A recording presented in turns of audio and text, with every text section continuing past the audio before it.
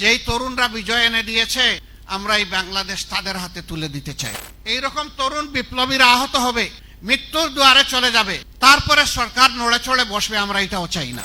আপনারা পদত্যাগ নয় বরঞ্চ দায়িত্ব পালনের যোগ্য, এটাও আপনারা প্রমাণ করুন।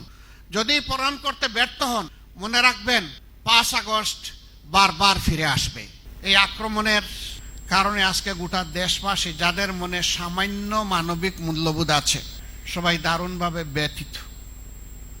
তারা সকলে সমবেদনা জ্ঞাপন করছে। এমনি প্রেক্ষাপটে আজকে অত্যন্ত দায়িত্বশীল একটি জায়গায় থেকে বর্তমানে কার্যত বাংলাদেশ এই কয়টা দিন যাদের নিয়ন্ত্রণে চলবে, সেই নির্বাচন কমিশনের প্রধান তিনি একটি বক্তব্য রেখেছেন, যা আমি বিশ্বাস করি আমার মতো সমস্ত মানুষকে আহত করেছে। তার উদ্দেশ্য দেখা আমাদের দায়িত্ব নয়, বক্তব্যের বিষয়ে জাতির সামনে এসেছে। জাতি তার এই বক্তব্যকে মোটেই ভালোভাবে গ্রহণ করেনি, অথচ তিনি আছেন একটি নিরপেক্ষ জায়গায় বসে। আমি তাকে বিনয়ের সাথে অনুরোধ করব, আপনার এই বক্তব্যের ব্যাখ্যা আপনাকে দিতে হবে। জাতির মনে আপনি বক্তব্য যে দুঃখ সৃষ্টি করেছেন, এই দুঃখ দূর করার দায়িত্ব আপনার। আপনাকে প্রমাণ করতে হবে আপনি যে সেনসিটিভ জায়গায় এখন দায়িত্ব পালন করছেন, এই জায়গায় দায়িত্ব পালনের জন্য আপনি উপযুক্ত ব্যক্তি, এটা আপনাকেই প্রমাণ করতে হবে।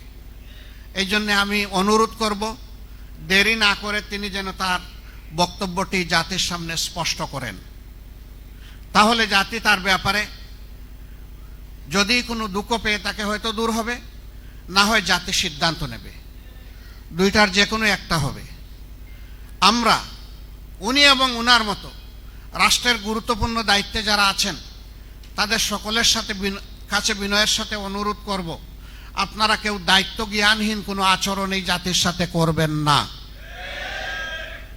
সকল জায়গা থেকে আমরা দায়িত্বপূর্ণ আচরণ দেখতে চাই। সরকার শরীফ ওসমান হাদির ব্যাপারে, তার চিকিৎসার ব্যাপারে তারা পদক্ষেপ নিয়েছেন, সরকারকে আমরা সাধুবাদ জানাই। কিন্তু আমরা এটাও চাই না এইরকম তরুণ বিপ্লবীরা আহত হবে, মৃত্যুর দুয়ারে চলে যাবে, তারপরে সরকার নড়ে চড়ে বসবে, আমরা এটাও চাই না। বরঞ্চ এই অবস্থা, এই দুঃসাহস কেউ যাতে না দেখাতে পারে, এই জন্য সরকারকে তার দায়িত্ব অবশ্যই পালন করতে হবে। আজকে অনেকের পদত্যাগের ব্যাপারে দাবি উঠেছে, আমরা তাদেরকে অনুরোধ করব, আপনারা পদত্যাগ নয় বরঞ্চ দায়িত্ব পালনের যোগ্য, এটাও আপনারা প্রমাণ করুন। যদি প্রমাণ করতে ব্যর্থ হন, মনে রাখবেন 5 আগস্ট বারবার ফিরে আসবে। কিন্তু এটা আমাদের কামনা নয়। কেন বারবার এই জাতি জীবন দিবে? কেন রক্তের হুলি খেলা হবে? আমাদের কামনা হচ্ছে আগামীর একটি ঐক্যবদ্ধ, মানবিক, দুর্নীতিমুক্ত বাংলাদেশ, যেই বাংলাদেশ হবে তারুণ্যের বাংলাদেশ। যেই তরুণরা বিজয় এনে দিয়েছে, আমরা এই বাংলাদেশ তাদের হাতে তুলে দিতে চাই। এই জন্যই আজকে তরুণরা টার্গেট, এর জন্যই আজকে বিপ্লবীরা টার্গেট।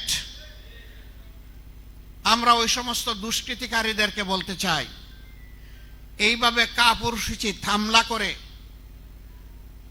2-1 মানুষকে দুনিয়া থেকে উঠায় দেওয়ার যে ষড়যন্ত্র তোমরা করছো জাতিকে ভয় দেখানোর, তোমাদের প্রত্যেকটি বুলেটের আঘাত এই জাতিকে নতুন করে জীবন দিবে ইনশাআল্লাহ। অতএব সাবধান। যদি ভালো হয়ে যাও ভালো, যদি ভালো না হোক তাহলে এই জাতি তার প্রয়োজনীয় পাওনা সকলের কাছ থেকে আদায় করে ছাড়বে।